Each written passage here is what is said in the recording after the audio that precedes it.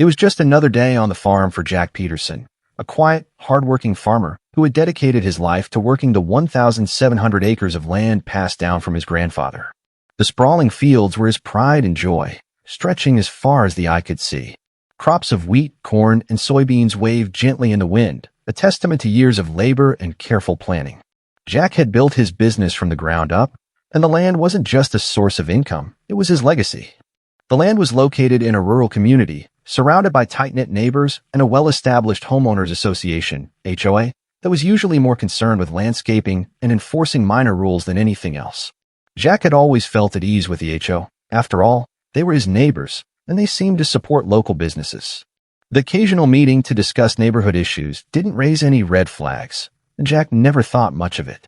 Little did he know that this very same HOA would soon threaten everything he had worked for. Jack's world was about to be turned upside down. Without warning, a series of unsettling letters began arriving at his door, each one more confusing than the last. They were from the HOA, demanding that he attend a meeting to discuss a very important development project in the area. The tone was official, but the message was vague. Jack didn't think much of it, assuming it was just another neighborhood expansion plan or a discussion about maintaining common areas. He went along with it, unaware that this meeting would mark the beginning of his fight to save everything he held dear.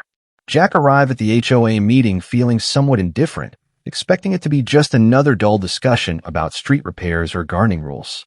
When he entered the community hall, he was surprised to see not only the usual board members but also a group of unfamiliar faces, including real estate developers and lawyers. They were gathered around a large table, papers scattered across it, with a clear air of business about them. The HOA president, Karen, greeted him with a forced smile. She wasn't known for her friendliness, but Jack had always managed to avoid any conflicts. He took a seat, trying to figure out what the big deal was. "We've been working on something exciting for the neighborhood," Karen began, her voice more excited than usual. "We've recently signed an agreement with a major development company. They've offered a significant sum for a portion of the land surrounding the community. We believe it will bring in new amenities, improve infrastructure, and raise property values." Jack furrowed his brows. Something didn't sit right with him. He was a firm believer in the value of farmland and had built his entire livelihood around it. A sale of land to developers wasn't something he'd been told about. "Wait a second," Jack interjected. "What land are you talking about?" Karen seemed unfazed. "Oh, just a small parcel of the larger area around the community. Don't worry, it won't affect your farm, Jack. It's just a piece we own along the southern edge of the property." But Jack wasn't convinced. He knew that small parcel wasn't small in the context of rural farmland, and something about the way Karen spoke made him suspicious. After the meeting, Jack decided to do some digging. He had a gut feeling that the HOA had overstepped their boundaries. The more he investigated, the more unsettling things became.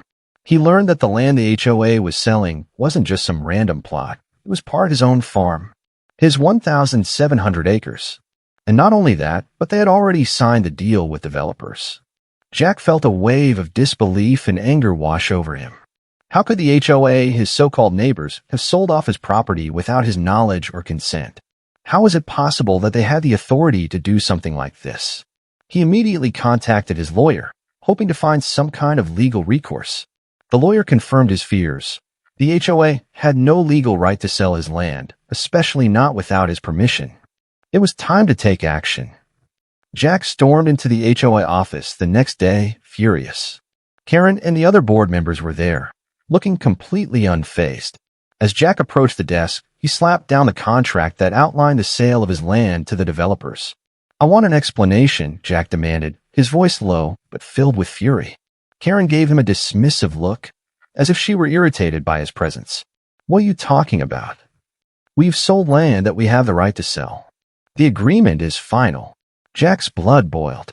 "This is my land, Karen. You have no right to sell it. You've sold a piece of my farm without my permission." The other board members shifted uncomfortably in their chairs, clearly unsure how to respond. But Karen stood her ground. "You should have read the fine print, Jack. It's all there in the community bylaws. We have the power to make decisions that affect the neighborhood's development. And that includes selling land to help improve the area. Your property was included in that agreement." Jack's mind raced. The bylaws. That's when it hit him. The HOA had manipulated the community guidelines to make it look like they had the right to sell off land without consulting the landowners. This was no ordinary sale. It was a scheme to benefit themselves at his expense. As Jack continued to dig deeper, he uncovered the truth behind the land sale. The developers weren't just interested in building homes or businesses. They had plans for something much bigger. They wanted to build a massive industrial park that would span hundreds of acres. It would bring pollution, traffic, and destroy the natural environment that Jack had worked so hard to preserve. What's worse, Jack discovered that several HOA board members had personal ties to the developers. They stood to make a substantial profit from the sale, with no regard for the consequences it would have on the surrounding area, including Jack's farm. He now realized that the sale wasn't just an accident. It was a well-planned scheme to profit off of his land, and the HOA was complicit in it. Jack wasn't going to let this stand. He reached out to environmental groups, local media, and other farmers in the area to rally support against the land grab. He knew he couldn't fight this battle alone. He also started organizing protests and meetings, spreading the word to other members of the community who hadn't yet realized what was happening. As he began to expose the corruption and shady dealings, Jack saw that people were starting to listen. More and more locals joined his cause, standing up for the farmland that had been in their families for generations. But the HOA wasn't going down without a fight. They had their own team of lawyers and were pressuring Jack and the activists, trying to silence them. But Jack had a secret weapon. He knew the developers' plans and their connections, and he wasn't afraid to go public with the information. The legal battle was intense. Jack and his team filed lawsuits against the HOA and the developers, arguing that the land had been sold illegally and that the sale was void. They pointed to the lack of proper consent from the landowners and the HOA's violation of their own rules. The case drew media attention, and soon the small town found itself at the center of a legal and political storm. The public was outraged, and the pressure on the HOA mounted. They couldn't hide their corruption for much longer. But the developers were powerful, and they fought back hard, throwing everything they had into the courtroom. The battle was far from over, and Jack knew that this was just the beginning. As the legal battle continued, Jack's efforts to rally the community gained momentum. More people came forward to support his cause, some with their own stories of being wronged by the HOA. The media covered the story extensively, shedding light on the HOA's underhanded dealings and their ties to the developers. Jack received support from local politicians and environmental organizations, all of whom saw the sale as a threat to the entire community. They rallied behind Jack, offering legal assistance and speaking out against the developers' plans. The support from the community grew stronger with every passing day. The town began to realize that this wasn't just about one man's land. It was about protecting the future of their homes and the environment for generations to come. As the case finally reached the courtroom, tensions were high. The HOA and the developers were relentless in their attempts to win, but Jack wasn't backing down. He had the truth on his side, and the community stood behind him. In a dramatic twist, the judge ruled in Jack's favor. The land sale was deemed illegal, and the HOA was ordered to compensate Jack for the damages they had caused. The developers were forced to halt their plans, and the industrial park was scrapped. It was a hard-fought victory, but Jack had won. He had saved his farm, exposed the corruption, and protected the land that had been in his family for generations. The HOA was left reeling, and the community had learned a valuable lesson about the importance of standing up for what's right. Jack's victory wasn't just about saving his land. It was about standing up against those who sought to take advantage of hardworking people for their own gain. It was a lesson that would echo throughout the town for years to come. After the legal victory, Jack took some time to reflect on everything that had transpired. His farm was safe, but the fight wasn't just about protecting his property. It had shaken the community to its core. The damage to the town's trust in the HOA was irreversible, and the board members who had been involved in the shady deal were no longer in power.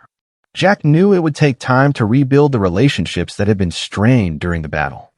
Neighbors who had once turned a blind eye to the HOA's actions were now fully aware of the corruption that had been taking place right under their noses. But Jack also saw an opportunity for something positive to come from this fight: unity. With the support of his friends, family, and new allies from the environmental and political groups that had backed him, Jack began organizing meetings to restore trust and work on rebuilding the community. He called for the creation of a more transparent and accountable HOA, one that would truly represent the interests of all landowners, not just those who stood to profit from selling the land. Over the next few months, the town began to undergo a quiet transformation.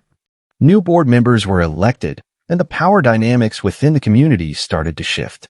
The new HOA members were committed to safeguarding the rights of homeowners and farmers alike.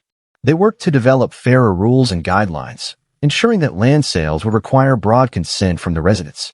The farmers in the area, inspired by Jack's fight, began to unite and form a collective voice in town matters.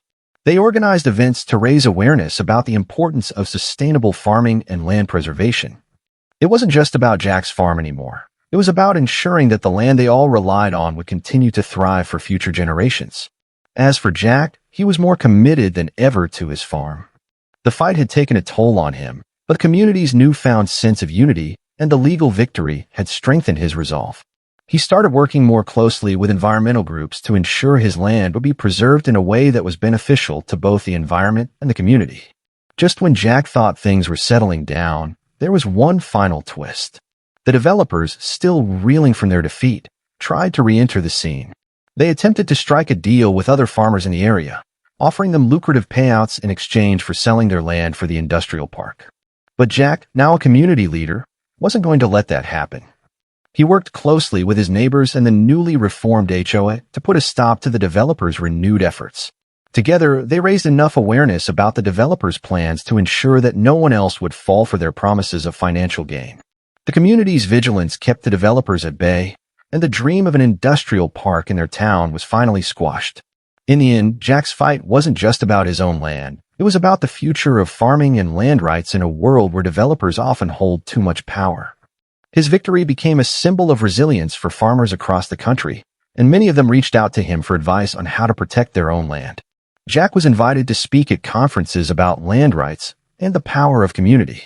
His story inspired people to take a stand, not just for their own properties, but for the environment and the generations to come. He had sparked a movement that prioritized sustainability, fairness, and the preservation of what mattered most, the land. As for the town, it had healed. Jack had shown them the power of standing up against injustice and protecting their way of life. The lessons learned from his fight would echo through the generations, ensuring that the community would remain vigilant and united, no matter what challenges lay ahead.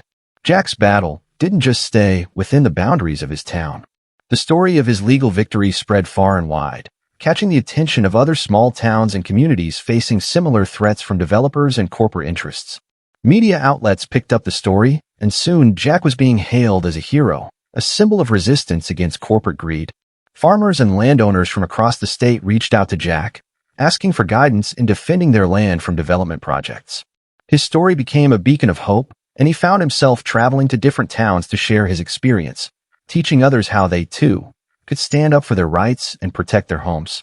But Jack's efforts didn't stop with just giving talks and advice. He started collaborating with environmental lawyers and advocacy groups to create a national network that would help communities facing similar threats. The group worked to pass new legislation that would protect farmland from being sold for industrial development without the explicit consent of the landowners and local residents. Jack had become a leader in the fight for land rights, and he wasn't about to let the movement lose momentum.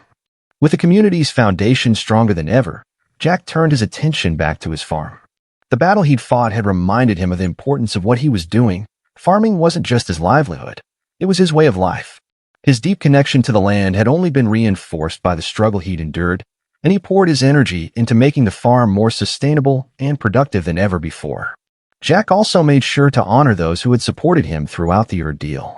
He worked alongside local schools, teaching kids about the importance of agriculture, environmental sustainability, and community. He made sure they knew that the land was not just something to take from. It was something to nurture, protect, and pass down to future generations. As the years passed, the town continued to thrive, largely because of the seeds Jack had planted, both literally and metaphorically. The community's newfound sense of unity and purpose gave them the strength to face whatever challenges came their way. Developers never returned, and the land remained in the hands of the people who had always known its value. And while Jack's fight may have started as a personal struggle, it had become something much larger, a movement that had changed the course of his town's history and left an indelible mark on the fight for land rights in America.